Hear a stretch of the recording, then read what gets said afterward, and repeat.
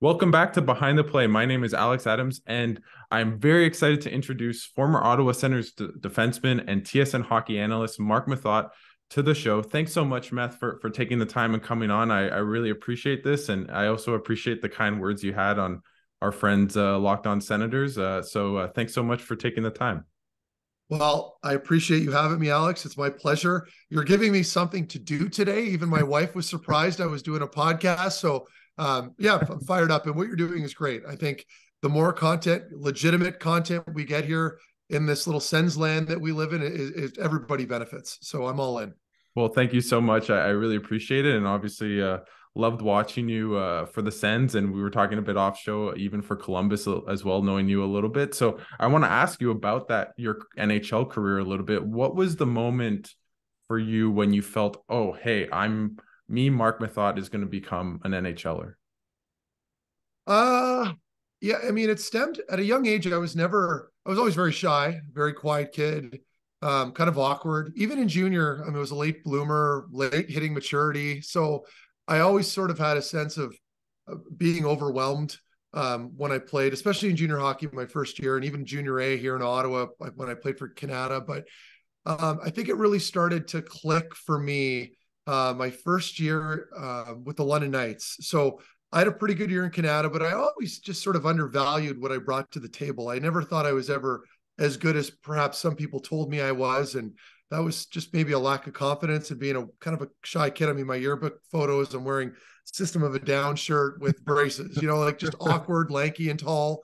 Yeah. But no, I think as a 17-year-old, my draft year, which was my first year in London, I think then and there, it was an opportunity for me to see where I stacked up against other defensemen. And we had Kyle Quincy at the time in London, and Danny Savret, who was a fantastic junior hockey player. And we had a lot of good forwards too. And so I started gaining a lot of confidence throughout the year in practices, believe it or not. It was in practices where, I was always sort of paying attention to other guys and thinking, I'm just as good as him, or I'm just as fast as that guy.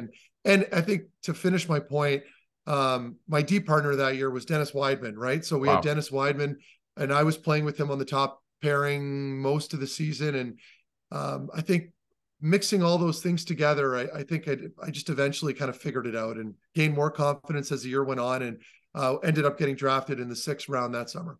And with that, what was it like? Like, obviously it took you a couple of years in the AHL and to make it to the NHL, but what was that moment for you when you made the NHL? What were you thinking? How nervous were you? What was that experience like? I was, well, I mean, it was out of this world excited. The first time I got called up, obviously, I mean, that was really exciting, but I still knew at the time, the confidence wasn't quite there. And I was a young defenseman in the league, and it's hard to break through, especially at that time, I find, to get into the NHL. It was still very much more of an old boys club, a lot of older players on teams.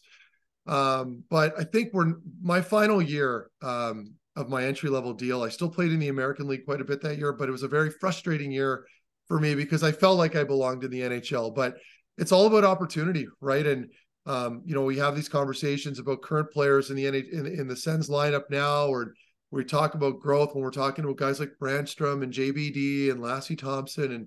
And I know what they're going through because, internally, sometimes you may feel like you belong, but it's about what you do with those opportunities. Just by chance, when a guy like Pierre Dorion or another head scout might be in the stands in Belleville watching you play, it's about seizing those opportunities. And then when you finally get the call up, playing really well at a high level when given that opportunity. And I feel like the biggest barrier for players, once you get to that pro level, is just confidence, right? You hear it all the time. It probably gets exhausting for fans, but that's the difference between an American League guy and, for the most part, and a lot of established NHL players. Established NHL players, yes, they have all the tools, but they also have the confidence and the know-how that they belong. So eventually, when I got to that point around 23, 24, I was a much more confident man in myself. I was more assertive, and I played like it, right? I was more physical, made the right plays, and I think that's what really helped me make that jump. And with that, I want to ask a little bit. Obviously, you came back and played for the Ottawa Senators. What was that like when you found out that you were going to come back to your hometown team? And yeah, how was that like? It was wild because I can still remember being on the plane ride. I won't name the name of the scout, but there was a scout that had gone overseas to watch the World Championships. And that was right after my last season. At the time, I didn't know it was my last year, but with Columbus, that was my first World Championship experience. And I can remember, I had a very good tournament. And then I was coming home and there was a Sens scout on the plane, and he introduced himself and came up and said hi. And I don't know how it came about, but I basically told him, hey, I'd love to play in Ottawa. So it was just sort of one of those things. And naturally, not a month later, for free agency, I got a call from Brian Murray on July 1st.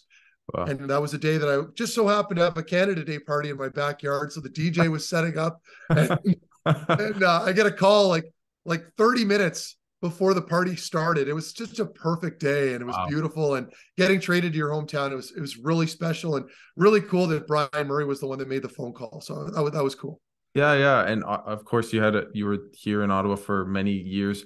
Obviously many fans remember 2017, and I want to ask you a little bit about that. What was that like, going on that run to the conference finals? And in retrospect, how close did you feel you were to the cup that year? If you had beaten Pittsburgh, played the Predators, just tell us about that experience and that run. Well, as a player, when you're in the moment, and it's so cool because I had this conversation with my wife the other night where we were watching the Dallas Vegas game. And I remember saying to her during the intro, I'm like, look, like everyone's watching this right now. It's the only game tonight. It's the conference final. And I'm like, we were there. But in the moment when you were there, you sort of lose sight of how big that moment is because you're so insulated with your group. You're sort of in this little bubble throughout the playoffs. And if you were like me at the time, like I did not pay attention to anything. Like I didn't watch the news. I didn't read any newspapers.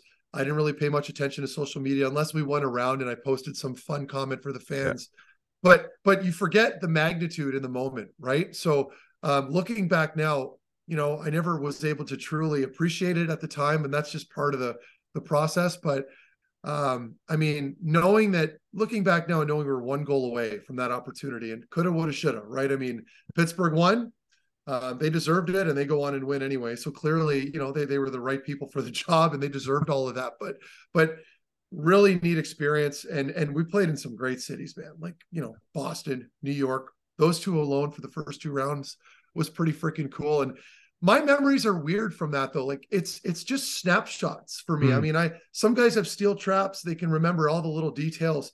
I think because I was such a high stressed individual, and I was so hyper focused on not making mistakes, that I kind of sucked the fun out of it for me. I don't remember that much. All I can remember was by round two being really beat down and worn down and taking every opportunity to go outside and find a park and just get some sun. Like I just remember thinking, okay, you're in your hotel room all the time. You're at the rink all the time. It's beautiful. Take advantage of the nice weather. And I feel like it gave me a huge advantage, like just getting that exposure and the vitamin D and all that. It was a big one for me. And then of course, being on the road with the guys a lot too. That was awesome. I mean, all the dinners and the team dinners.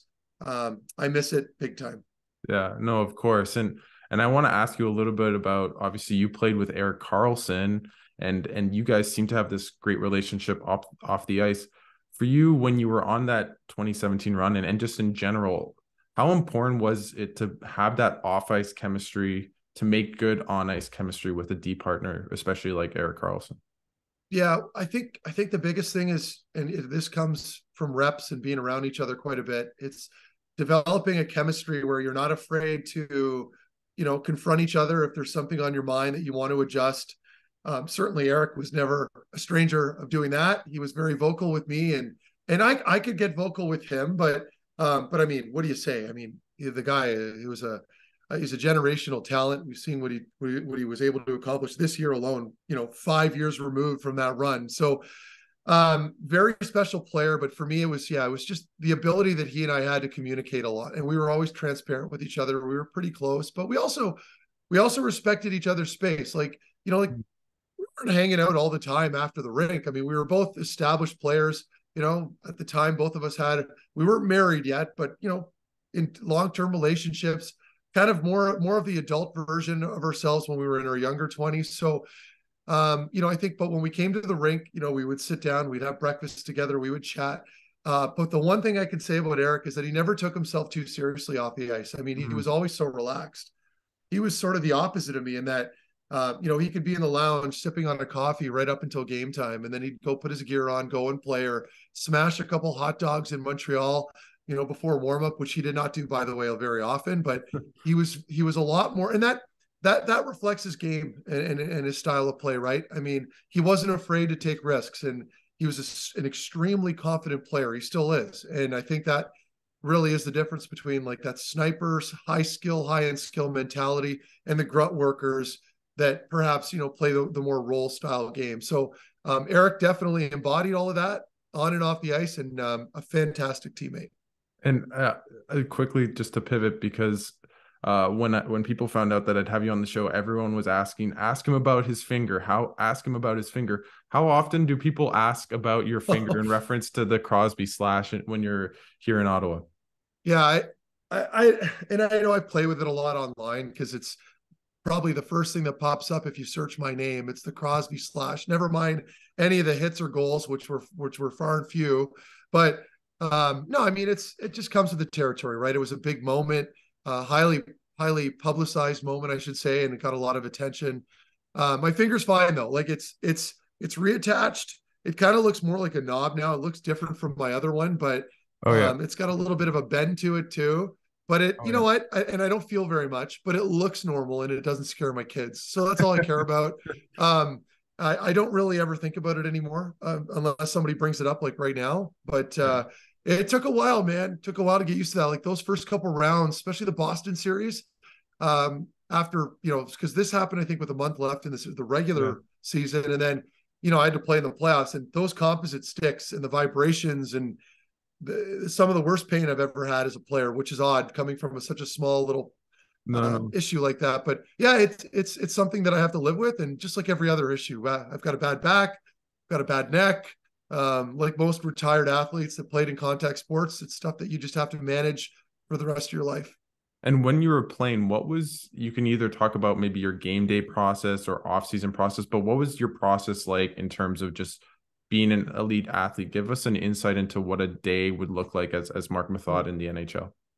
Well, none of that happens, without having, good support from parents. I'm kind of veering off, but, people talk about how expensive hockey is, which it is absurdly expensive, but, the same applies to a lot of other sports. I played in Dallas. I saw a lot of the football guys and a lot of the young baseball players coming up at certain clinics.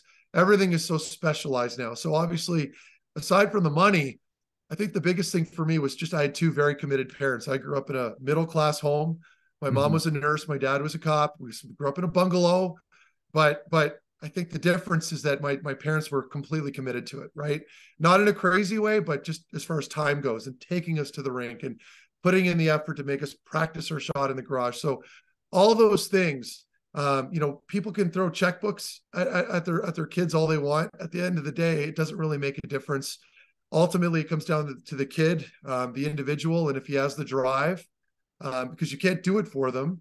And then you need very supportive parents that are completely committed to you. And I'm the reason why I'm bringing that up is because I have a son now, he's 5, and I'm starting to kind of get a taste of it. I'm seeing the dynamic with certain parents and how things can get. So I credit them a lot for that. And my dad, because my dad was strict, he's a strict guy, but he was fair. And I think that instilled a lot of my work ethic. And I think that was my strength, was my work ethic. I would never outskill anybody, but my skating was a big strength of mine. And so we did a lot of that. And I think I just nurtured that more as I got older and understood what I had as a player. I was able to roll with that a little bit more. And I never needed parents to push me because I would push myself. And that's just my mentality. And so that carried into my pro career. And I never wavered from it. I always worked really hard in the off season. If there's one thing I could change or go back in time, it would probably be to adjust my diet, because people weren't nearly as food conscientious as they are now. So that's a big one. And I think you're seeing a lot of the junior kids coming in now. They're a lot more aware of what they're eating. We had an interview with Connor Bedard in Regina when I was doing a game there. And I mean, he is so disciplined with what he eats, and he's a 16-year-old. Like, come on. So, or 17, whatever he's at now. So that's a big one too. And I think the game's always evolving. And now players, parents, everyone's looking for that edge, and it's very competitive. Did you see a shift in like nutrition while you were playing? Like, did it feel maybe at the end of your career, or did it still feel kind of a bit more murky? Great question. And people would probably roll their eyes at this type of chatter, but it's such a critical thing for athletes, right? And it gives you such a huge advantage when you're putting good food in your body. And so I would say, yeah, like toward the end of my career, like definitely when I got to Dallas, even my last maybe year or two in Ottawa, you could see the shift. Guys were starting to have gluten-free pasta, or they were eating less pasta, or they were having brown rice instead of the pasta with their chicken or salmon. And that was for pregame meals. So it's hard to do it because the 82 game year is a grind and you get sick of eating the same foods every day. But I find the guys that really have a great self-awareness of their diet and the food they put in their body typically give themselves more longevity during the season. You see a lot less burning out. Their energy's up a lot more. They're sleeping better. And as a result, they're better players. Yeah, no, for sure. And obviously to wrap up your career, obviously I want to ask a little bit about, now you're in media, of course. And what was that like for you to go from playing all the time to being retired, and what drew you to coming back into the sport and joining hockey media? Well, I guess the last 5 or 6 years playing, I'd always get a lot of comments from people just with regard, you ever hear a player that's well-spoken in an interview, and typically, a media person will come online and be like, oh, that man has a future in media or whatever. Mm-hmm. I would get that occasionally, right? I'm not by any means some silver-tongued politician per se, but I think my strength is that I'm willing to say whatever I'm thinking, right? And some people will disagree with me sometimes. Some people will like what I say, but I'll never bite my tongue. And I think I'm kind of all over the map. I think the major thing here, the major adjustment for a player going into media, is juggling the critiquing of other players. I think that was the toughest thing for me. I'm a year or two removed from hockey, and I'm going to go online now and maybe say something critical of a player. I don't like doing that. It's hard. I'll do it occasionally. But ultimately, I think if you plan on being taken seriously, and if you have any integrity as a media related person, whether you're a broadcaster or a podcaster or a radio guy, you have to speak your mind. You need to have strong opinions, and you can't hold back. And if you do that, your content sucks, and no one's really going to take you seriously, right? And on the flip side, you don't want to be some loudmouth blowhard that's just spewing nonsense, because then people sort of tune you out as well. So there's a fine line there. My thing is I like to engage with fans. I think that's an important thing on social media. It makes you a little bit more relatable, and people can kind of reach out a little bit more. And I think I've tried to do that as best I can. The problem when you do that, and the problem when you stick your neck out, is you get a lot of people that can see that they perhaps can get a reaction from you. So, and you see it even with Subban, right? PK's a lot more outspoken now. Maybe there's a big hit he liked from last week and he posts it. He took a little bit of flack for that, right? So you have to be willing to take it. I always laugh when I see certain media people, maybe have a little bit smaller of a platform, but start running their mouth on a topic, and then they don't like the blowback, and you can just see the replies. The replies are shut off. Tweets are protected. It's hard. And I'm telling you, you need to have thick skin in this line of work if you're going to start spouting off strong opinions. So that would be my advice to players that are coming in. But at the end of the day, I just enjoy it. It gets me involved with hockey. There was no job available. No one ever reached out to me to help the team or to work with the D or do anything like that. So I said, you know what? F it. I'm going to do this because at least I'm involved now. And I love working for TSN. They're nothing short of fantastic with me. I love doing the junior games. I know I got some comments, why are you doing junior games or this and that? And I'm thinking like, I love it. I love it. I don't do it for the money. It's something I enjoy doing. And until I'm told not to do it anymore, I'm going to keep doing it. Well, I know you've just started doing color, but I've always really enjoyed you doing the intermission hits. And I know you were talking on Locked On Senators, how for you, the intermission hits are kind of pretty easy for the most part in terms of you prep and then you go give it 2 minutes, but you found the color much harder. Maybe just tell us what that's like to do both and why you find it a bit harder to do color than intermission hits, other than the fact that one's 2 minutes and one's 3 hours. Yeah. Well, you get paid more to do color, Okay.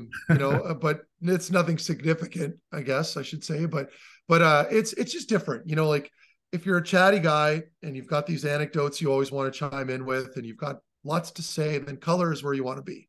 The intermission stuff for me is great. It's given me a lot of great exposure, but more importantly, I just enjoy it.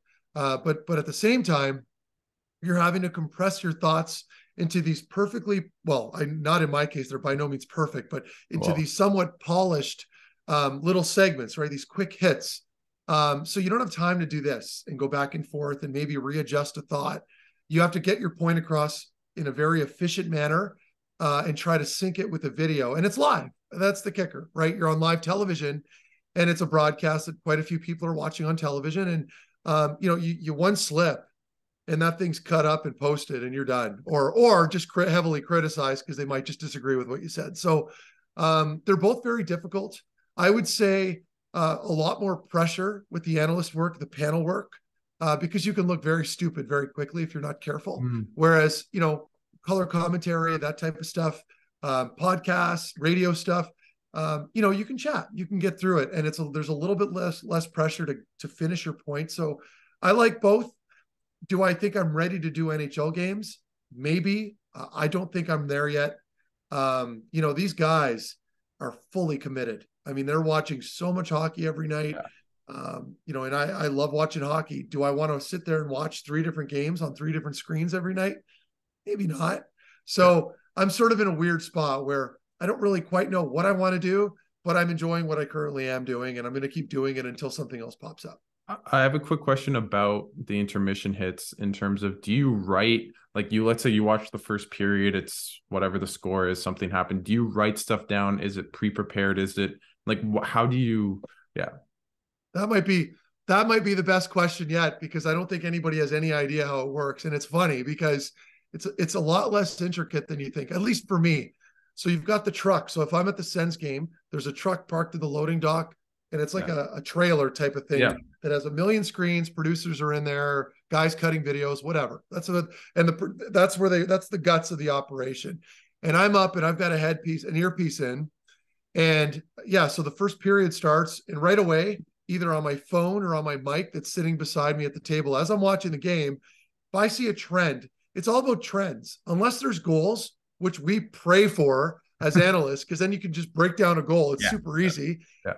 Otherwise, you're looking for a trend. Okay, so the team's been struggling a little bit on their zone exits. So I'm going to pay attention to the zone exits tonight. And then maybe the first period starts, in the first 10 minutes, I'm not really seeing very much. Like, there hasn't really been anything significant. Now you're kind of screwed. And the problem is you have to try to relay all this information to your producer with at least within those first 15 minutes. Wow. Because when there's 5 minutes left in the game, or that period, I should say, it's kind of late already. So a lot of significant stuff that happens at the end of periods typically don't get talked about in the intermission, because there's no time to prep any of that information.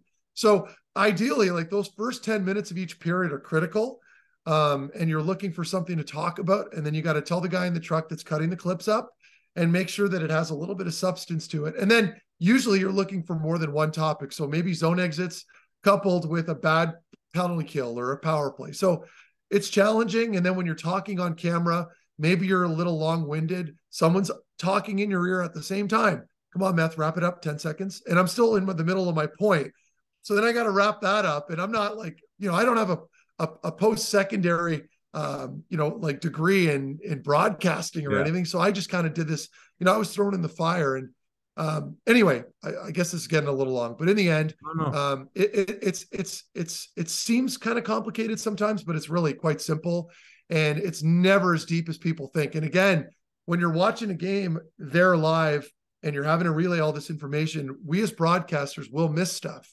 So sometimes, when you're watching it at home and you're thinking, well, why aren't they effing talking about that one play? It's because there's so much going on. It's hard to cover everything. And you have to, it's got to be made for television. You need the right clips and all that. So anyway, it's challenging, but I really enjoy it. What happens if there's a big goal with like 4 seconds left? That's easier, because they can squeeze that in quickly. It's a quick clip. There's no breakdown. It's just a replay, and they're going to probably impose that in there at some point. But even then, oftentimes those goals that happen late in games, if they're not all that significant to the overall score. Like if it's an insurance marker in the second period, maybe we omit it and we don't talk about it. So it's interesting. People would be surprised how ridiculous it can get up there sometimes. Yeah, no, for sure. Yeah.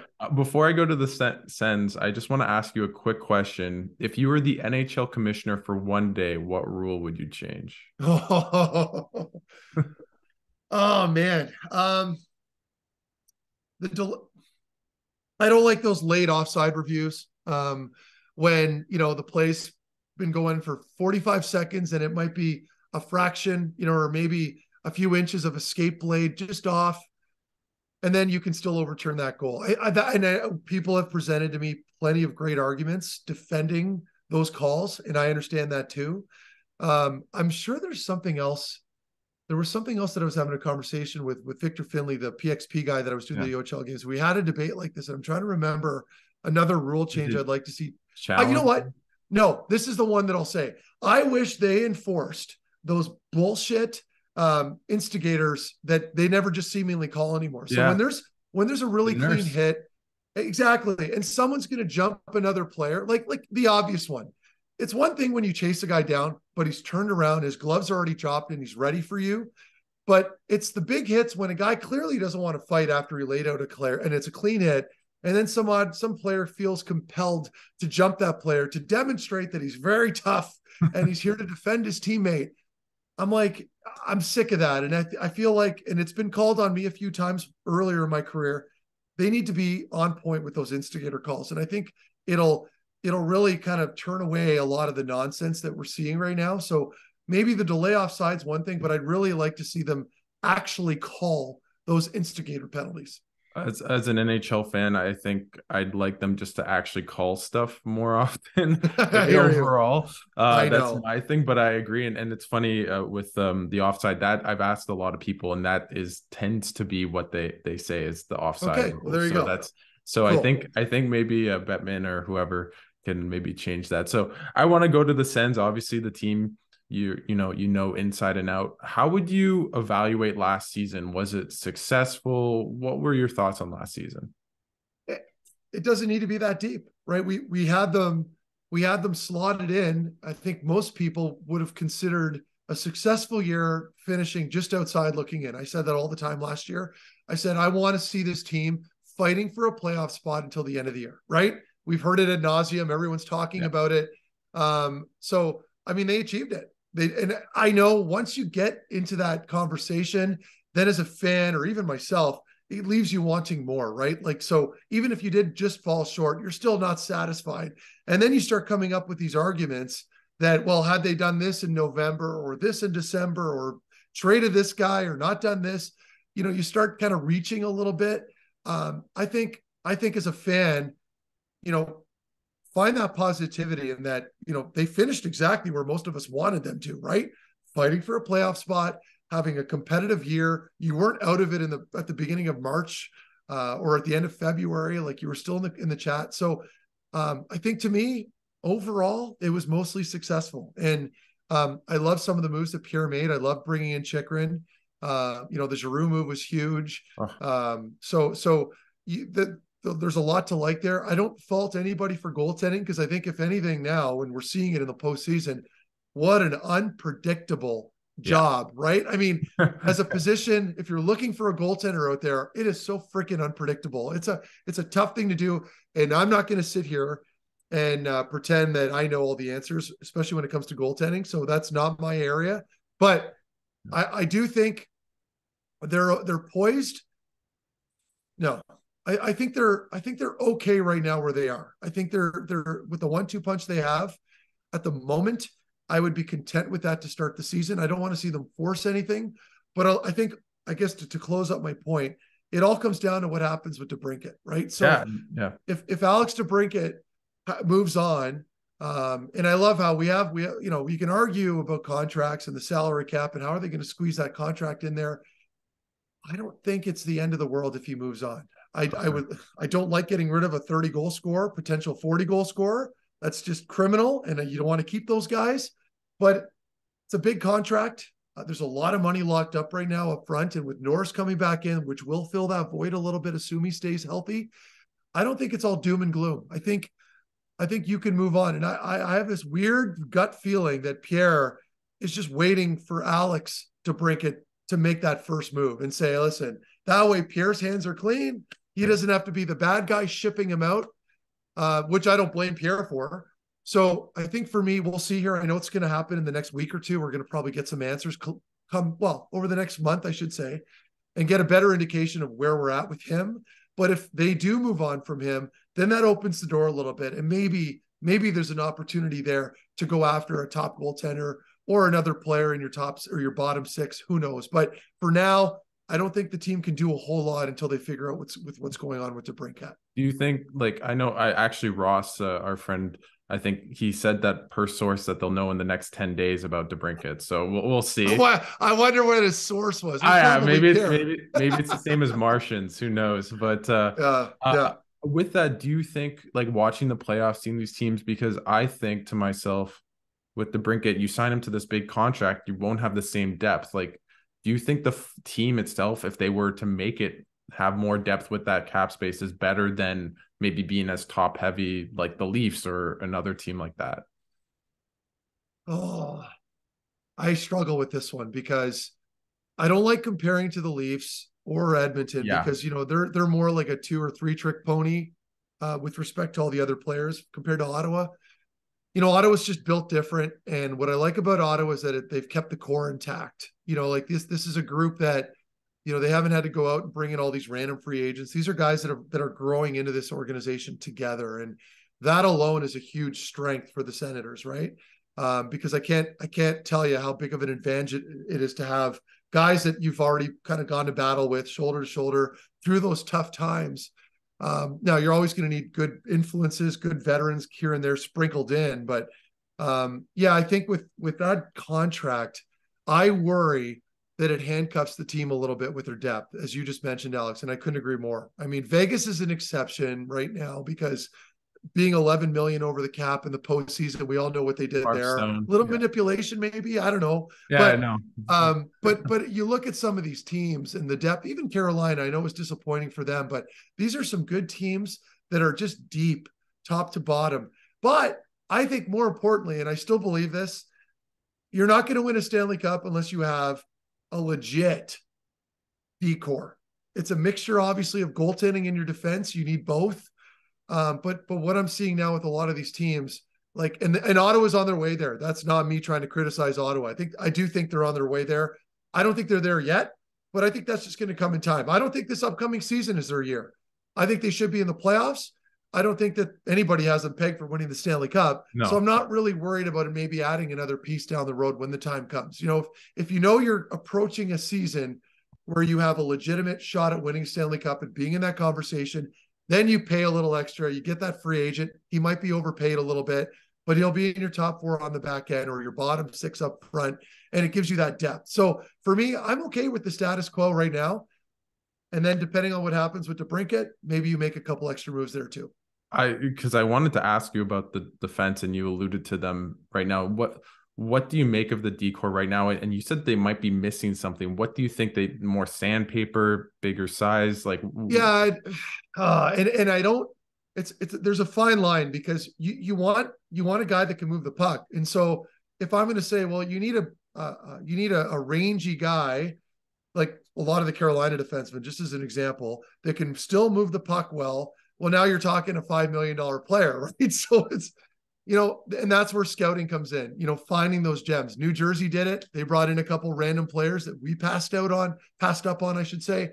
Marino was one example of a guy but I'm not faulting Ottawa. There's plenty of teams that are. They got Chikrin, so yeah. Exactly. And Ottawa's in a great spot now. But I still worry about there's not a whole lot of deterrence back there. There's not a whole lot of guys that can just impose themselves a little bit. Maybe one guy. I'd love to see it on the third pairing. It's not there yet, and it's certainly not available right now, not that I'm aware of. I'll have to see an updated free agents list, but I just don't see it. I don't see it at the moment, and I think that's going to change as this team grows more. But for now, I'm pretty happy with the top 4. And however you want to pair them, I don't really care. Do what you got to do. I mean, Heiskanen's a left-handed shot playing on the right side with Dallas. So I'm not going to get too caught up in the whole left-handed, right-handed, natural side argument.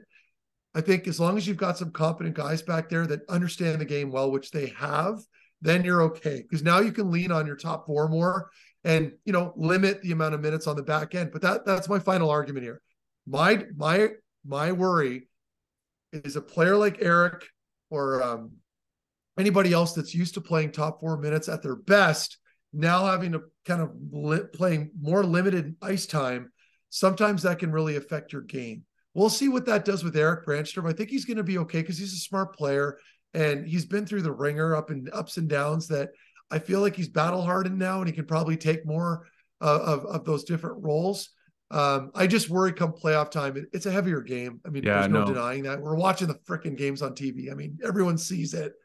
I worry about what that looks like in a bottom pairing role playing against some of those heavy lines, but I could be proven wrong. I'm going to give him the benefit because I love his mindset. I love his drive. I'm not sold on him playing on the third pairing. I'd like to see him play in the top four, but we'll see what happens. And I know every time I bring this up, everyone gets angry. Everyone has their one-liner comments. Oh, we're back into the Brandstrom portion of debate this season. I know people get exhausted, but if I'm structuring a Stanley Cup playoff team, there's some little things that I would probably tinker. And with that, I want to ask you a little bit about, in your mind, who's the best defenseman on this team next year? Like, I've loved Sanderson.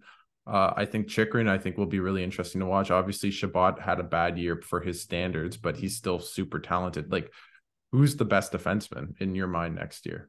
Well, I love Shabby, and I'm not friends with him per se, but I've had a lot of interactions with him, and he's a great dude, and we get along really well. Because he was around when I was finishing up my time in Ottawa. He was watching and he was around the room all the time. Great man, great guy. And everybody, like when I see people giving him a hard time, I just kind of wince a little bit because I know his character and he's a legit leader. I want him to have a big year. Do I think he's your best defenseman? Probably not, right? I'd have to give it to Sanderson only because I feel like Sandy's just a little bit more dynamic. I think he's got a quicker couple first steps. And that alone allows him to defend a little bit better. And then, you know, for Shabby, it's hard because, you know, he's plays a ton of minutes. And when you're playing all those minutes on the power play and you're getting all that ice time, it can be hard to play a balanced game in your own end as well. So it's easy for me to say, well, his defense isn't that great right now. And I thought he struggled. It's not fair for me to say that because that's all I focused on when I played. Yeah. So I think right now, one guy that stands out, like most people feel like, is probably Sanderson. Just so dynamic, and I was so impressed with his ability to make plays under pressure. Very good one-on-one, very good instincts. And I think if he can round out his game at the offensive end, where he's even more of a weapon, and his shot gets better, his shot selection will get better. You're going to see him get more points. Because he's already really good laterally on the blue line with those little spinorama backhand moves he does and those passes. Yeah. So I think once that rounds out and you start seeing more offensive contributions, I mean, he's going to be an all-star. Hard to argue with that. Yeah. And I want to go to Tim Stützle. Obviously had such a breakout year this year. What did you see in his game to take him to that next level? And maybe what do you think his ceiling is? Well, you know, for a European player, he's got a lot of character. So I'll say that. I love that. I loved it too. And I'm just chirping Pierre. I'm just joking, but no. I love the backlash. Should he have said it? Probably not, but I don't think he meant it that way. It is what it is, but I know what he meant. Like as a young European dude coming from another country with a language barrier coming in, he had an immediate impact. He played with a chip on his shoulder. You know, he's loud. He's got flair to his game. And I think probably that's what Pierre meant. I mean, seeing him evolve. And I think, you know, as most people probably noticed, the transition to center, that really opened everything up for him. Then, you know, the chains were taken off and he was able to pretty well freewheel all over the ice. And you're seeing the creativity and the way he reads plays and the skill set and the dynamic play that he brings to the table, the bite in his game, giving a player a two-hander after he maybe a late hit. I mean, I love that. I love that stuff. So he might be one of my favorite players. He's probably my favorite player to watch right now. I had Batherson. That was my guy going into the year, but I thought Drake had some ups and downs this year, and he maybe not where his game needed to be. I'm sure we'll see a step forward again for him next year. But yeah, with Timmy, I mean, man, the chemistry that he has with Brady, and I think Brady for me is the X factor for Timmy. I don't think Timmy has the same type of game if he isn't playing with Brady Tkachuk. I think Brady allows Timmy to freewheel and do what he wants and play with confidence because he knows he's got Brady there. And Brady's a great player. I mean, people forget Brady can play tough. He's imposing, but he's a smart player and he makes great plays. He's got sneaky good skill. So I think that's been a huge advantage. Then obviously having Giroux coming and going and whoever else on the flank has really helped them all out. So I love where his game's at. Timmy's going to be a perennial all-star and probably the team's highest point guy moving forward. Yeah, no, for sure. And I want to go to next year a little bit. You said obviously the expectation should be playoffs. Like, do you think that, like, what's the big holes other than, I guess, maybe goaltending you see for next year? And if they weren't to make the playoffs, is that just a complete, maybe not disaster, but just a really big shot in the foot? Well, people should hold this team to a high standard next season. People should expect them to make the postseason. People should have every right to be upset if they don't make it. Because that's, like the reality is, it's like, okay, now's the time. Like if you're looking at the timeline with the core and all the signings, and again, not a shot at the team. I think the team is poised to make the playoffs, but I think fans have every right now to be like, okay, we've been patient.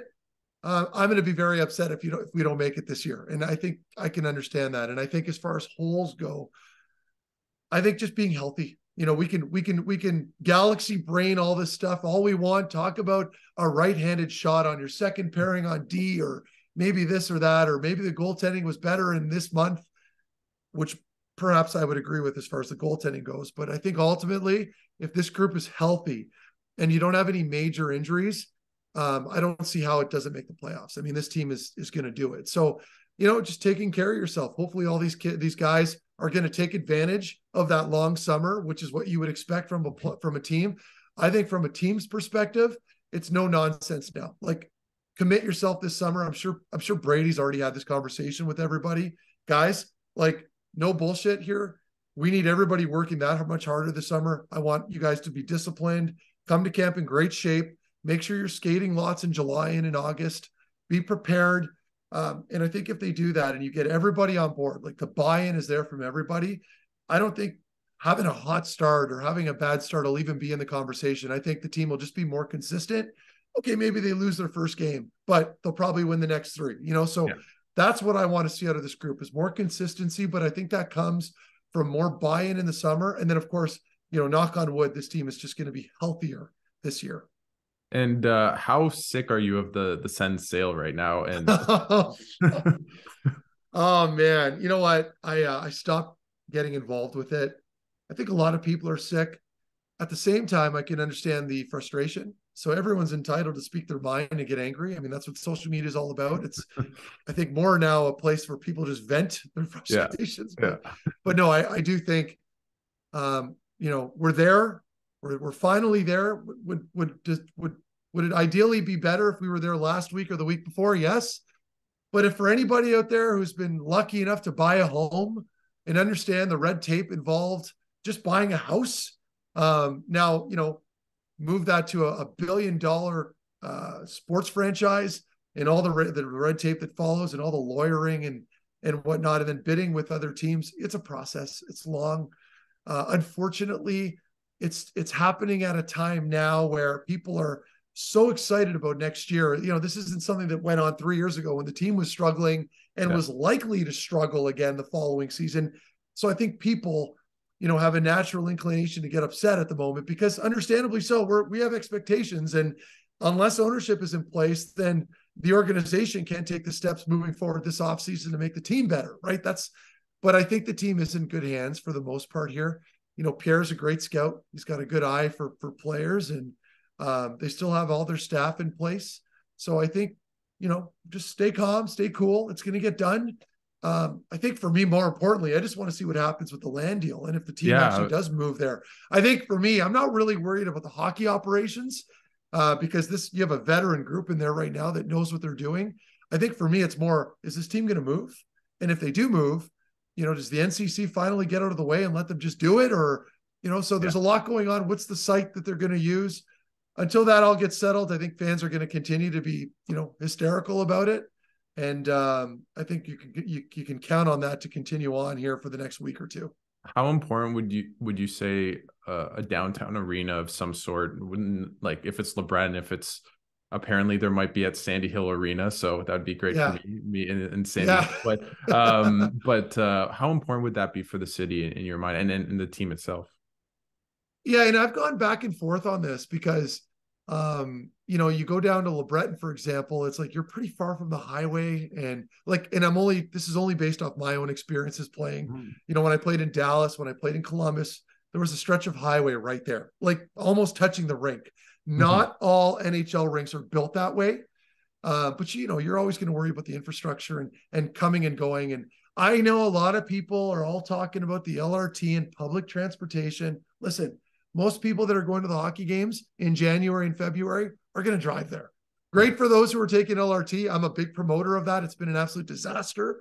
But the more people that can funnel in taking public transport is great, because then that allows everyone driving in more time and space, less congestion, less time spent in a parking lot, whatever it may be. So I'm not going to sit here and pretend I'm a city planner, and I'm not going to pretend that I understand all the logistics and the business involved. But for me, it's like, I think we can all agree that the team should move somewhere closer to the core, because then you're siphoning in all the people from the East End, from Gatineau, from Orleans. So people from Canada, like listen, I'm going to be moving out there. Like I'm moving an hour west of Ottawa, an hour, so half an hour from Canada. It is in my best interest if the team stays in Canada, but I'm still going to sit here and tell you, based off of my playing experience, moving the team downtown benefits so many people. All those struggling businesses down there that have no more government workers working downtown, they're hurting. You bring in a rink down there, you build up a nice area, it drives more business in those areas. I think that's great. I'm not a college graduate, so people can not take my advice here as gospel, but I do think it benefits a lot of people. And I'm excited, with the idea that they may build a world-class facility. That's cool. Yeah, no, for sure. I look forward to not leaving early in a 4-1 game just so I get home before. That's what I mean. Yeah, exactly. That's the thing. And I already got bit in the ass when I left early for the Calgary game this year, and it wasn't even my idea, but hey, that happens. So before I let you go, I just want to ask a little bit about the Stanley Cup playoffs, obviously the finals today. I think you said you like Vegas, but maybe just break down a little bit quickly that series and who you like and why. It's funny. I had Vegas right from the get-go. So I'm going to pat myself on the back there. I had them going to the final at the very least. They were my dark horse. I believe I said it on the Locked On podcast. So if anyone's trying to fact check me, but I just love their makeup. Now it's an unfair makeup, but I mean, if you're looking at that group between their goaltending, their back end, and then the depth they have up front, it's like, what's not to like? And you saw the work they did with Dallas in Game 6. I mean, it wasn't even close. So they put on a clinic, and they deserve to be where they are now. I still think that team. I love Florida. My last interaction with Matthew Tkachuk was my last game in Calgary with Dallas. He slew-footed me behind our net with like seconds to go in the game. Jeez. And I chased him, and I grabbed him by his hair after I ripped his helmet off, and I tried feeding him a couple, and then I got kicked out, and then he got kicked out. But I mean, mission accomplished for him. He sucked me in. So, but it's funny. So the reason why I'm saying this is, despite me despising him at the time, he's turned me into such a huge fan. I mean, that guy's a gamer, and he's a media darling. We saw the work he did on that panel with the TNT guys with Shaq and Barkley. It was great. I think he was wearing his own shirt too, or something. He was wearing his own shirt. Yeah. And between that and Bobrovsky and their back end, I'm a fan. So I love Gudas. I love Montour, Forsling. I love their decor.